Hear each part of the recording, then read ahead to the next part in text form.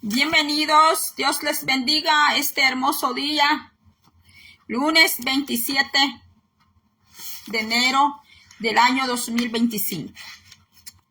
La fe de la viuda.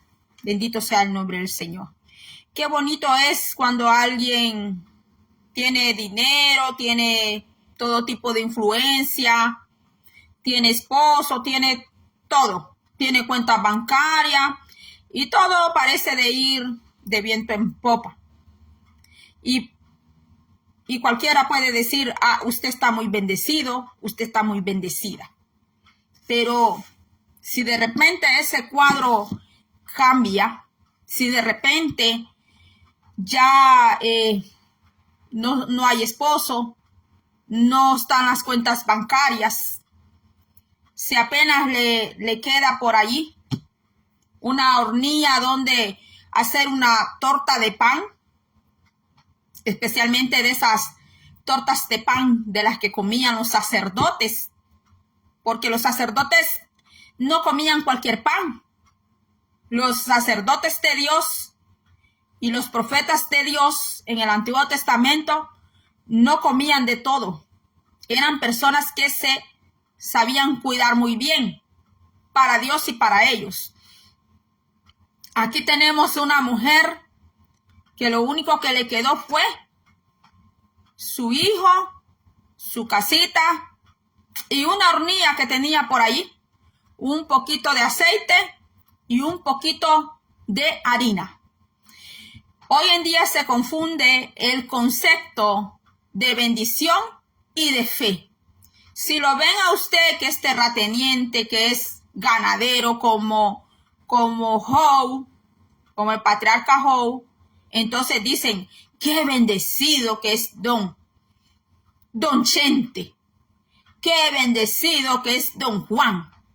Pero de repente esa persona enferma pierde todo, ya dicen, es que tiene pecado, es que anda mal, le abrió la puerta al diablo, etcétera, etcétera, etcétera, mis hermanos.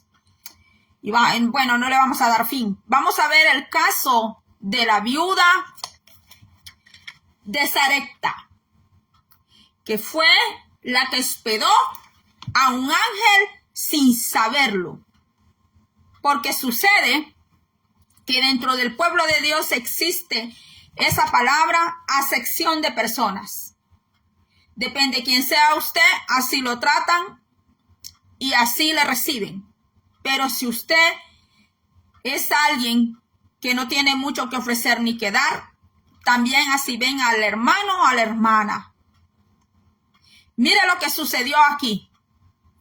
Aquí el profeta Elías, Jehová Dios lo envió a Sarepta fuera de Israel, donde una viuda que no era israelita, no era judía, lo envió donde una viuda que era de Sidón, que eran tomados como gentiles, de donde era Jezabel. Los sidonios eran adoradores de Baales. Ellos tenían Baales, tenían Baalís, diferentes tipos de dioses. Allá Jehová Dios envió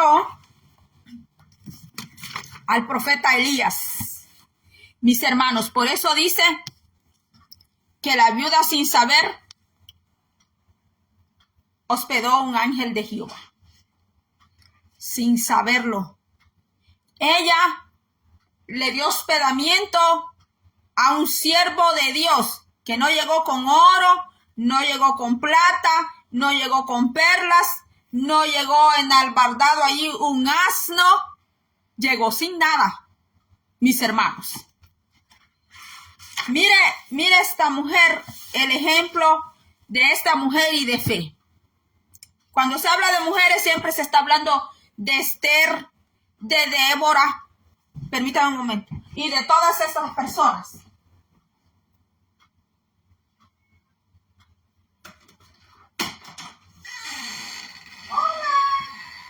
Hola.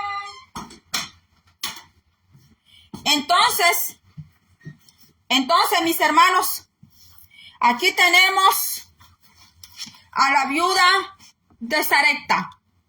De las innumerables viudas de los tiempos bíblicos, una ha sido rescatada del olvido y la providencia de Dios para ser recordada en todo el mundo. Esta mujer ni siquiera se le menciona el nombre.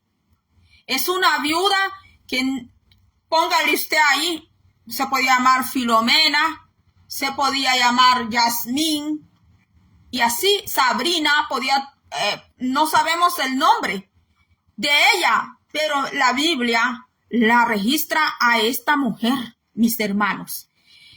Dice, no sabemos su nombre, por cierto, pero todo cristiano la conoce bien, pues es la misma de quien Jesús dijo: muchas viudas habían en Israel en los días de Elías, cuando el cielo fue cerrado por 3 años y 6 meses, pero a ninguna de ellas fue enviado Elías, sino a Sarepta de Sidón, a una mujer viuda.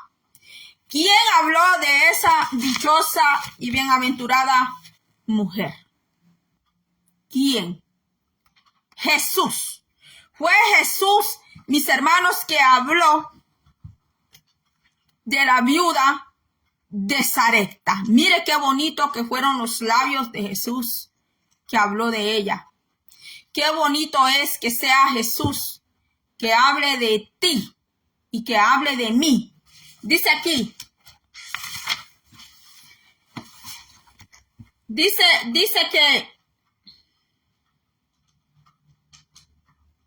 ¿por qué Jesús se refirió a esta mujer? ¿Cuál es la enseñanza, la lección que nosotros tenemos de que Jesús habló de la viuda de Sarepta? Es que le costó, que de ella sacó Jesús, le costó caro, no pudiendo tolerar la idea de que el favor de Dios pudiera extenderse a los gentiles.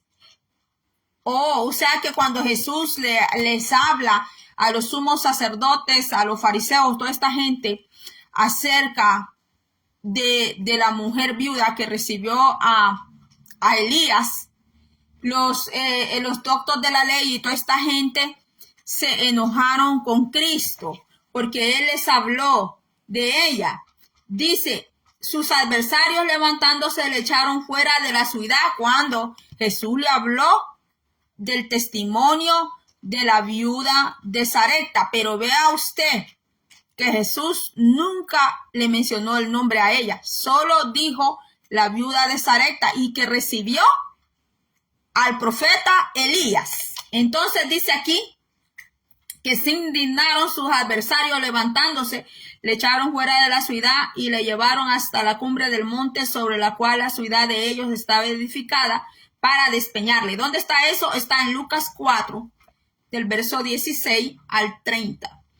Elías había venido a los suyos, mas puesto que los suyos no le recibieron, Dios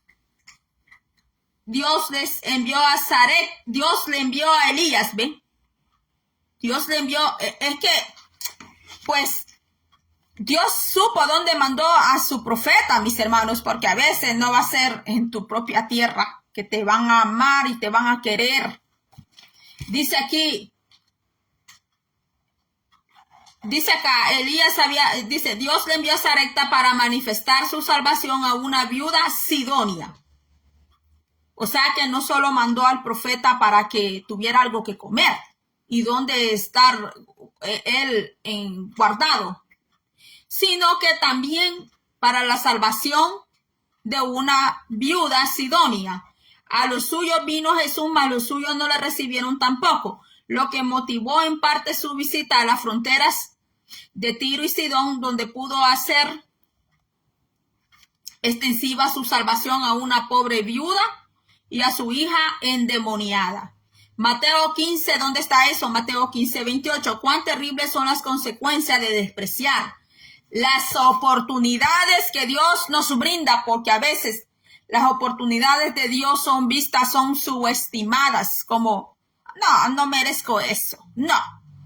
Tal vez el Señor le está dando la oportunidad a alguien de servir a otra persona para bendecirte, mis hermanos. Pero aquella persona no sabe entender cómo es que llega, cómo es que a aquella situación, a aquella circunstancia va a llegar, que a la postre va a ser de doble bendición para las dos personas, mis hermanos. Entonces, Dios, vemos aquí que no hay que despreciar las oportunidades que Dios nos brinda. Y cuán admirable es ver cómo el amor divino rompe los odres del judaísmo para difundir su fragancia entre los gentiles. Porque como la salvación, pues el mismo Jesús, ¿verdad? La samaritana, ¿verdad? Cuando habla con Jesús, pues se peleaban por aquel pozo y todo, y Cristo le dice a esa mujer que viene la hora, pues que a nadie va a tener que subir a Judea, solo ir a adorar allá, sino que donde estén, allí pues van a poder adorar, mis hermanos. Entonces Jesús vino a romper todos esos límites. Entonces, aquí dice, Aquí está diciendo, ¿verdad? Que se rompen los odres del judaísmo, porque en los tiempos de Jesús, usted y yo, como gentiles que éramos vistos, no se vaya a enojar por la palabra que le voy a decir, pero los gentiles éramos vistos así, como ese animalito que yo sé que incluso pastores se enojan que esa palabra se pronuncie.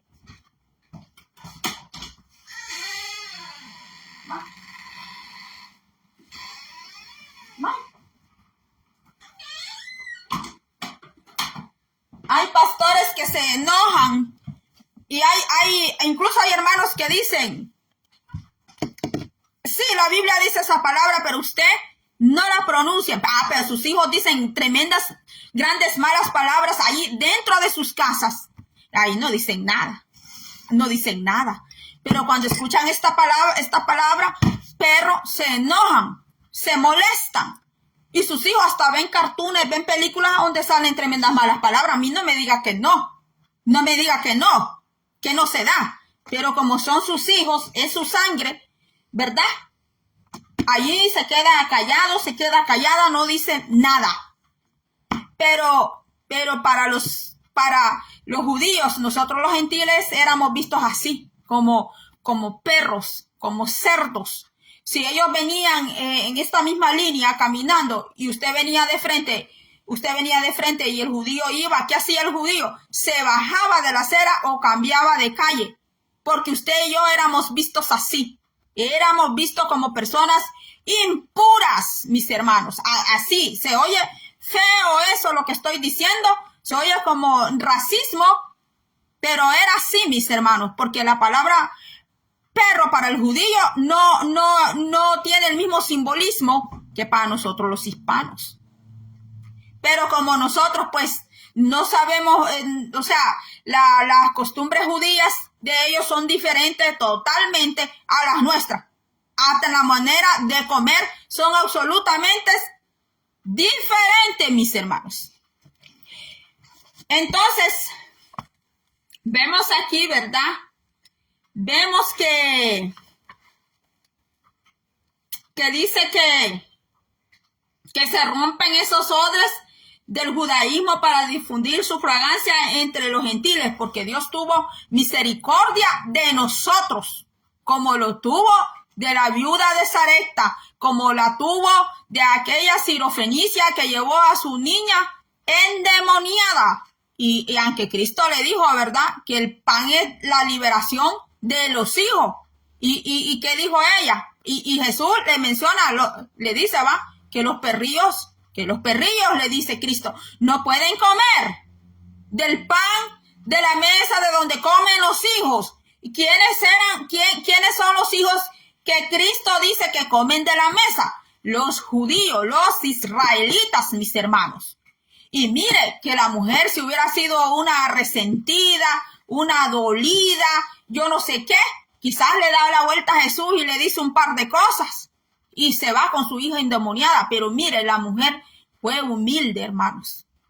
Y a veces dentro del pueblo de Dios falta muchísimo hace falta la humildad. A veces de los que están arriba, mis hermanos, tienen un espíritu de orgullo.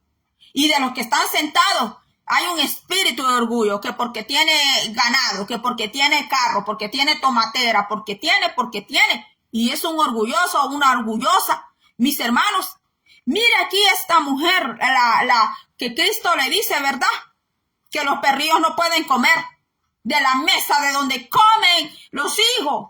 Y que el pan era la liberación para el pueblo de él. Jesús le estaba diciendo, deja que ellos coman primero porque son los hijos.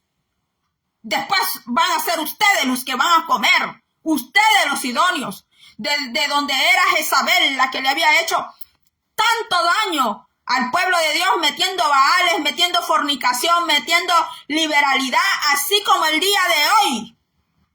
Así como el día de hoy hay profetas de Jezabel, hay profetas de los Baales, mis hermanos. Y esos profetas de Baal quieren venir a comer de la mesa del pan que es para los hijos. Porque de verdad, hermanos, que usted no le va a dar primero la comida que usted hace allá a los perros, a los gatos, a los coyotes, a los lobos, y a sus hijos usted los va a dejar sin comida. No, ¿verdad que no? Usted no va a hacer eso. Por eso Jesús le dijo así a la Sidonia.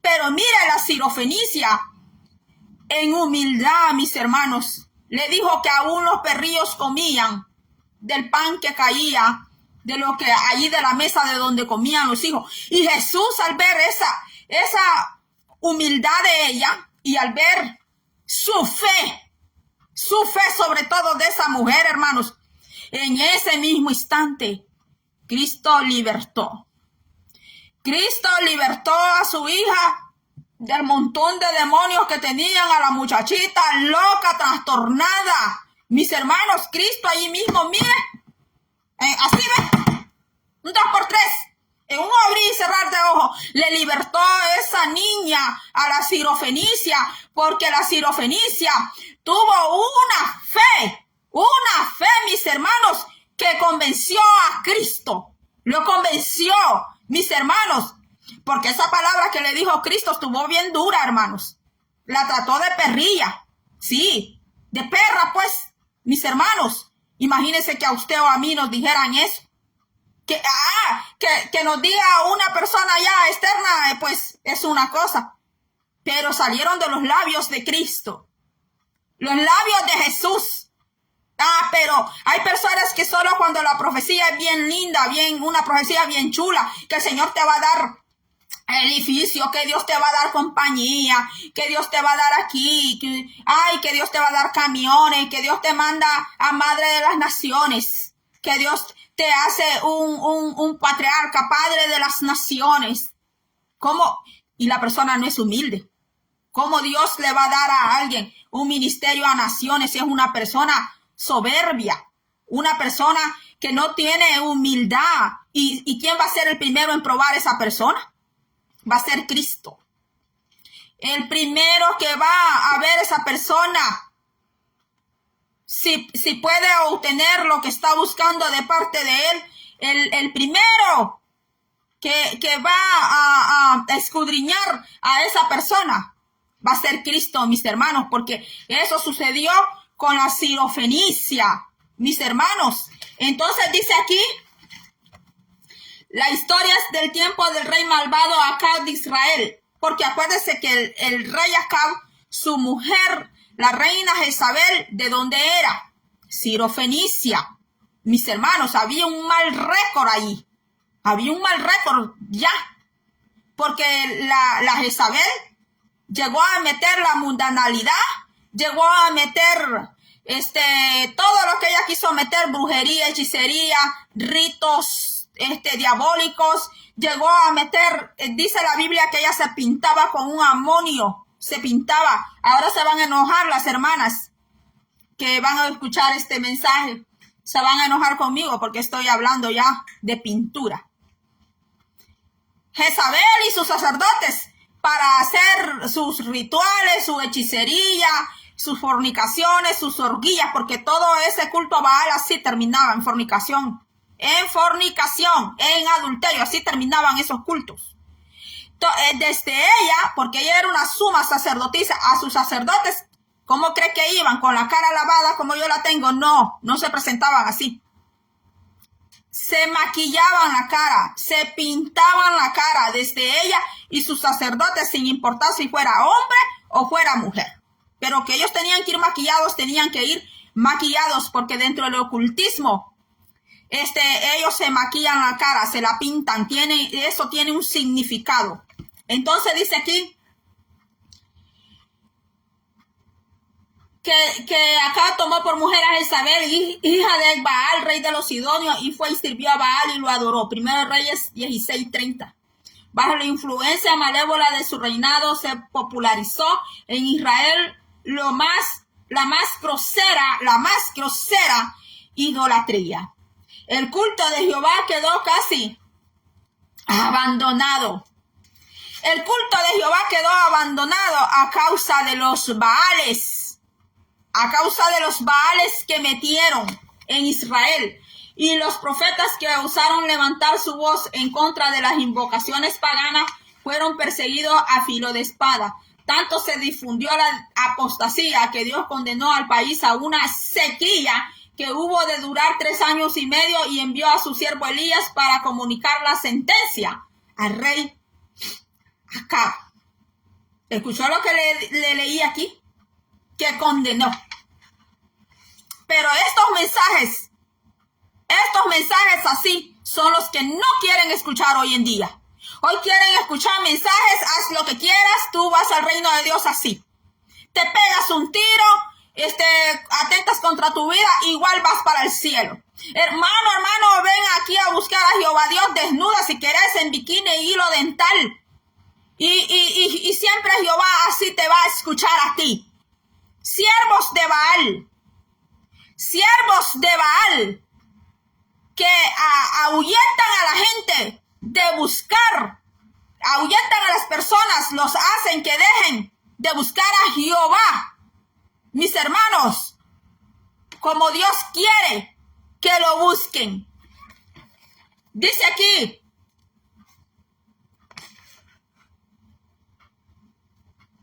Elías, para cumplir con esta misión, el valiente profeta tuvo que entrar en el foso de león, poniendo su vida en sumo peligro hasta que pudo retirarse al lugar señalado por el Señor a orillas del arroyo Kerit. Hasta allí tuvo que ir Elías a esconderse. No, los profetas hoy viven en tremendas casas, los que dicen que son profetas. Nadie los está siguiendo. Nadie los está persiguiendo. No están siendo llevados a los calabozos por su mensaje. Al contrario, mis hermanos. El pueblo les aplaude y les alaba. Allí queda confirmado que no son profetas de Dios. No lo son. Dice aquí, ubicado en la parte occidental de la cuenca del Jordán, al norte del Mar Muerto. ¿Y qué es el Mar Muerto? Son aguas dulces del monte de Bián o del monte Fiji. No, mis hermanos, es agua salada, donde las personas flotan. Bueno, ya sanaron esas aguas. Dice aquí, en aquel escondite fue milagrosamente alimentado por los cuervos hasta que a causa de la falta de agua se secó el arroyo. Al profeta se le secó el arroyo. El profeta de Dios se le secó el arroyo. Me acuerdo que una vez yo di un mensaje en el 2011 sobre cuando se le secó el arroyo a Elías, mis hermanos. Que el profeta, el siervo de Dios, no porque ha sido enviado, va a estar indispensable de las pruebas. Dice, de la falta de agua se secó el arroyo. En esta circunstancia Dios ordenó que se fuera a la tierra de Fenicia para refugiarse en un pequeño pueblecito entre Tiro y Sidón llamado ¿qué? Sarepta. Era un pueblecito, mis hermanos. No, hoy solo quieren andar en tremendos auditorios. Entre más grande, mejor, para tomarles fotos, para que vean cómo Dios los usa, que son tremendos ungidos y tremendas ungidas. Si no hay de 1,000 personas, 3,000 personas en adelante, no se mueven a predicar. Hasta le dicen a las personas que los contratan, a los mismos pastores, lléneme ese estadio, varón, reúname ahí las iglesias, 3,000, 10,000, entonces me muevo. Si no, no se mueven. El profeta Elías se movió a un, dice, pueblito pequeño.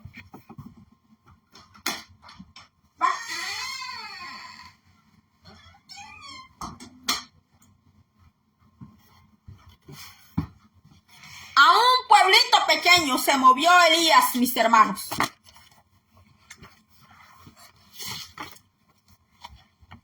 Y bueno, creo que se va a hacer largo, pero voy a tratar de cortarlo. Pudo haber sido una sorpresa para el profeta que Dios le haya dicho que se fuera a Sarepta.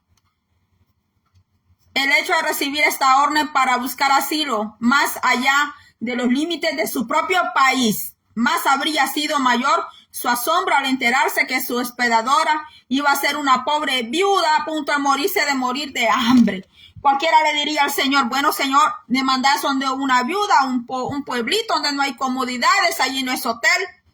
Una viuda, que las viudas no eran bien vistas en aquel tiempo, porque una mujer sin marido no era bien vista, mis hermanos. Y pobre para más, mis hermanos. Allí no podía llegar el profeta pidiendo gustos.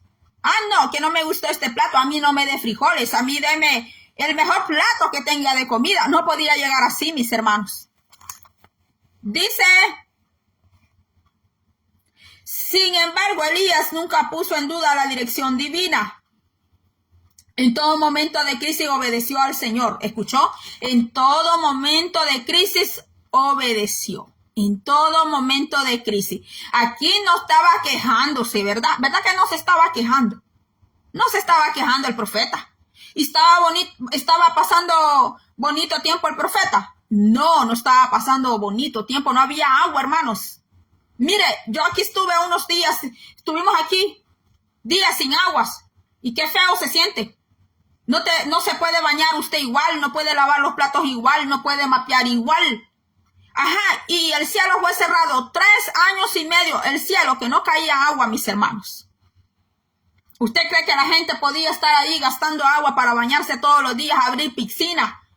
Que para en verano la gente se va a las piscinas para desestresarse. Allá andan bañando en las piscinas, en los mares. Pues en el tiempo de Elías, no. Hasta el arroyo donde él tomaba agua se secó, mis hermanos. Dice aquí, en todo momento de crisis obedeció al Señor y así modeló su vida para que constituyera para todo el pueblo de Dios en todos los tiempos un ejemplo de fidelidad. Dios hizo de Elías un modelo de ejemplo y de fidelidad. El profeta no estaba quejón, de lloricón, no estaba así, mis hermanos. Mire, los fenicios no solamente eran vecinos de Israel, sino también semitas, de manera que hablaban una lengua parecida. Tenían las mismas costumbres aparte de su religión pagana. En eso era que eran diferentes. En la religión, y es en eso que todos esos pueblos alrededor de Israel son diferentes hasta ahora. Bueno, hambre y desesperación. El viaje del profeta a Sarepta fue pesado, fue cansado. Allí, mis hermanos, no había avión, no habían carros de marca. Y mire, era a puro pie o a puro animal de carga, pero aquí no dice que él iba en un animal de carga. La fe suficiente, la fe de la viuda. Grande fue la sorpresa de la viuda cuando el hombre de Dios, en lugar de disculpar su imprudencia, volvió a pedir: no haya temor, ve, haz como has dicho, empero hazme a mí primero de ella una pequeña torta cocida debajo de la ceniza y tráemela. Porque los profetas y los sacerdotes de Dios no andaban comiendo todo lo que ellos se les antojaban y que iban a estar ahí después viendo cómo rebajaban. No, mis hermanos. Aquí dice, una pequeña torta cocida debajo de la ceniza y tráemela. Y después harás para ti y para tu hijo, porque Jehová Dios de Israel ha dicho así: la tinaja de la harina no escaseará, ni se disminuirá la botija del aceite, hasta aquel día que Jehová dará lluvia sobre la haz de la tierra. Bendito sea el nombre del Señor. Primera de Reyes 17, 13, 14. Y vemos que la viuda no hizo ninguna protesta, ¿verdad? Ella no hizo ninguna protesta. Pues porque sabemos lo que ella respondió, ¿verdad? Que donde ella le dice que pues, aquí le dice ella: vive Jehová, Dios tuyo, no tengo pan cocido, que solamente un puñado de harina tengo en la tinaja y un poco de aceite en una botija, y ahora cogía 2 cerrojos para entrarme y aderezarlo. Cerrojos, dice, y aderezarlo para mí y para mi hijo, y que lo comamos y nos muramos. Esto era lo que ella estaba esperando, su final, porque ya no tenían más que comer. ¿Quién insistiría en pedir pan en semejantes circunstancias?, pensó la viuda. Y bueno, ahí es donde él le da, ¿verdad?, la respuesta divina, donde le dice que le dé a él primero y le dice cómo hacer la torta y todo. Y le dice, porque Jehová Dios de Israel ha dicho así. Allí se conocían los siervos de Jehová, de Yahvé o Yahweh. Ahí se conocían cuando decían, así ha dicho Yahweh, o así ha dicho Yahvé. Jehová es la forma castellana. Entonces allí se conocían los verdaderos profetas de él, mis hermanos, del Señor. Y dice, y le dice, la tinaja de la harina no escaseará, ni se disminuirá la botija del aceite, hasta aquel día que Jehová dará lluvia sobre la haz de la tierra. El sentido común se expresa bien en el refrán: más vale pájaro en mano que 100 volando. Sería prudente sacrificar el último bocado que efectivamente tenía, en la esperanza de que se produjera un milagro tan extraordinario como lo prometía el profeta. Así son las pruebas de la fe. La obediencia tiene forzosamente que anteceder la demostración. Es que la fe no es que porque salte, la fe no es que porque grite, porque canta un montón de horas. La fe no es, mis hermanos, porque la persona lo diga, tengo fe. Dice que así son las pruebas de la fe. La obediencia tiene forzosamente que anteceder la demostración. La viuda, sin saber cómo Dios obraría, creyó implícitamente la palabra del profeta y se apresuró a hornear la torta. Mire, ella no se quedó pensando. Ella pues se fue a hacer la torta, mis hermanos. El pan.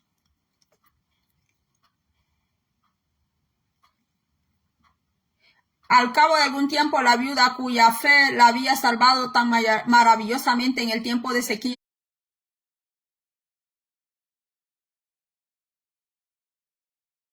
prueba. Bueno, fue cuando se le murió ella. Su niño de ella se murió. Entonces, para cerrar, mis hermanos, en la viuda de Sarepta tenemos un buen ejemplo del desarrollo de un alma.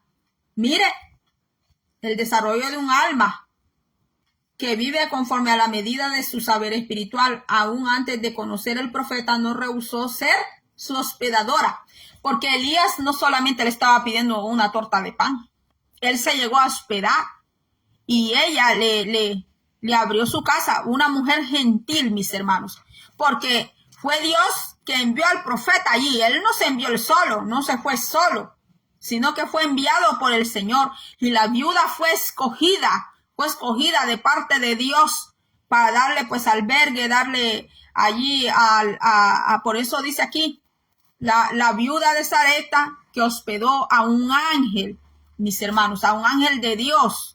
Entonces dice aquí,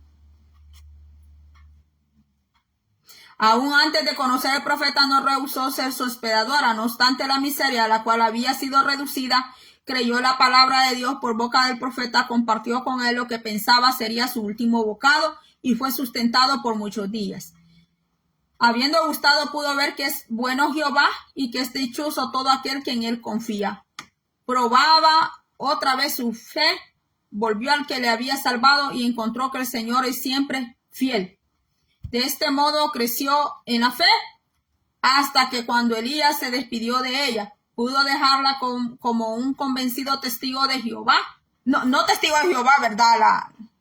La religión testigo de Jehová, no. Sino que ella fue testigo de Dios en cuanto no solo a milagros, sino que en cuanto a salvación, milagro y provisión. Entonces, en medio del paganismo circundante, allí en Sidón quedó una adoradora de Dios, no adoradora de andar cantando, sino en fe, de oración, mis hermanos. Entonces dice aquí, a menudo la vida cristiana con sus pruebas y problemas diversos nos parece como el reverso de un bordado con sus hilos cruzados y entrecruzados sin diseño visible alguno. Al anverso de la tela, sin embargo, presenta un aspecto totalmente distinto, pues allí se ve el dibujo en toda su hermosura. Así, cuando al fin venga el Maestro, nos enseñará nuestra obra acabada, en la cual se verá el maravilloso cumplimiento de sus designios inescrutables. Porque hay cosas que hasta ahora usted y yo no las podemos entender por qué Dios está obrando así en nuestra vida. Pero hasta que Él venga va a haber cosas que hasta que lo veamos a Él cara a cara vamos a entender todas las cosas, porque como dice el libro de Corintios, que como viendo a un espejo, en parte comprendemos, en parte entendemos y en parte no. En parte no. Así dice. Por eso dice aquí que la fe es un desarrollo, es como una plantita. Por eso la Biblia, por eso Jesús dijo que la fe es como un grano de mostaza, porque el grano usted lo siembra. No es que ya inmediatamente salió el árbol. No, va emuná, ¿verdad? Fe en hebreo es emuná.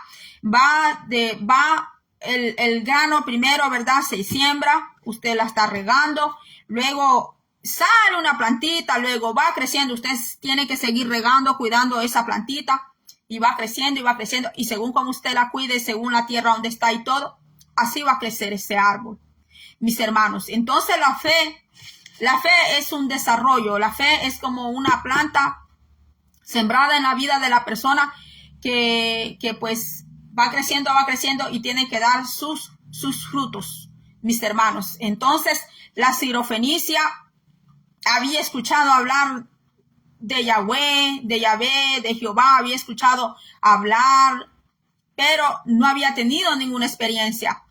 Usted y yo ya hemos tenido experiencias de Dios en nuestra vida, pero no significa que porque ya hemos tenido ciertas pruebas, que ya lo conocimos todo en cuanto a la fe y que ya conocemos todo de Dios y que ya, no, mis hermanos, seguimos en el camino, seguimos conociendo al Señor, seguimos conociendo acerca de los dones del Espíritu Santo, seguimos conociendo del Espíritu del Señor y hasta que nos vayamos de esta tierra, mis hermanos, entonces la obra del Señor habrá terminado en nuestras vidas.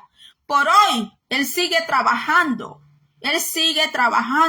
con nuestras vidas. Es el Señor el que trabaja con nuestra vida directamente cuando nosotros se lo permitimos al Señor que Él trabaje con nosotros, porque el Señor tampoco no nos puede forzar, porque si una vida, un alma no quiere ser trabajada por el Señor, pues tampoco el Señor lo va a obligar, mis hermanos, porque sí, hay personas que no le permiten al Señor que el Señor trabaje en sus vidas, mis hermanos. Quieren ponerle las leyes a Él.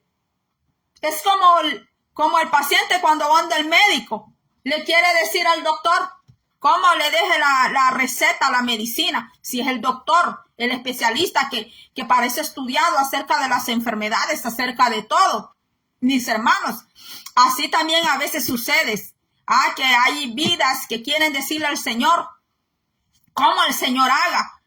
Y el Señor pues no está sujeto a obedecer a órdenes de nadie, porque como Él es nuestro creador, Él nos conoce nuestro cuerpo, conoce nuestra alma, conoce nuestro espíritu. Él nos conoce, mis hermanos, cómo nosotros estamos por dentro, en qué necesitamos cambiar, en qué nuestra fe tiene que ser perfeccionada. Ayer te sanó de algo el Señor. Eso fue ayer y tienes ese testimonio.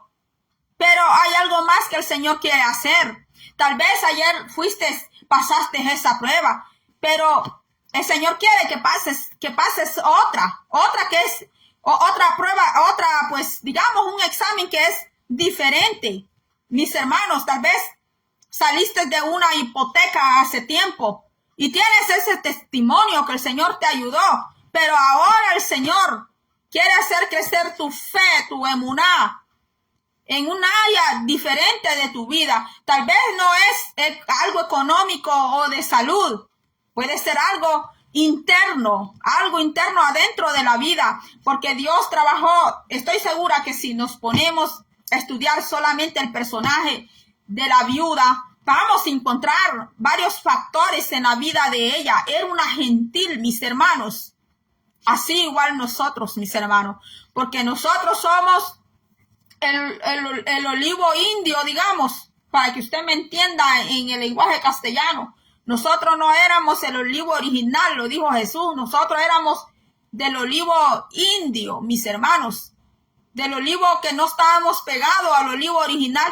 Y allí nos injertó Dios. Así dice el libro de Romanos, mis hermanos. Allí nos injertó por medio de la gracia, por medio de Cristo. Y es a través de Cristo es que nosotros ahora alcanzamos bendiciones. Y bendiciones no es cuando ven manejando un hermano, una hermana, un tremendo truck, un gran camión y le gritan y le dicen, ay, qué bendecido que está usted.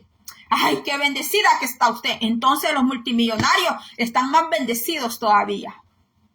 Entonces yo iba a decir el nombre de unas familias aquí. Los iba a decir que son las familias más millonarias del mundo. Entonces ellos están súper bendecido. No, mis hermanos, la palabra bendecido no tiene que ver tanto en el símbolo económico. Entonces, todos los pobres que están adentro de la iglesia están maldecidos. No, mis hermanos, esa fue la teología de la prosperidad que crearon algunos de aquí de Estados Unidos del habla inglesa y fueron a meter ese pan podrido, mis hermanos, adentro de las iglesias, mis hermanos, que eso era lo que hacía Jezabel, meter pan podrido adentro metió a Israel, mis hermanos. Eso fue lo que hizo Jezabel, a llevar una falsa religión.